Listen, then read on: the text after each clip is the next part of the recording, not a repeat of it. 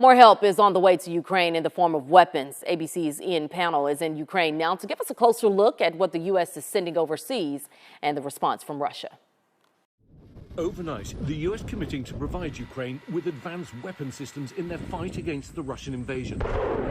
Among the new weapons, the Biden administration will send HIMARS, a mobile artillery rocket system capable of traveling around 48 miles. Just last week, Russia's foreign minister warned the US that providing Ukraine with these type of weapons is an unacceptable escalation because they could hypothetically be used to strike Russia. President Biden, writing in a guest essay for the New York Times, "We're not encouraging or enabling Ukraine to strike beyond its borders. We don't want to prolong the war just to inflict pain on Russia."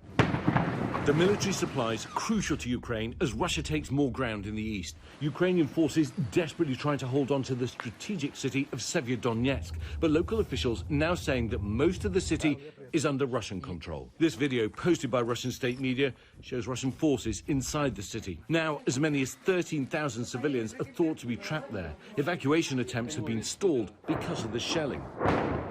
And as Moscow looks to take control of the Donbass, Russian forces bombarding towns, villages and cities across the region. We go inside the trenches in the Donbass with Ukrainian forces as they prepare to defend their homeland. The Russians now are only a few miles away from this position.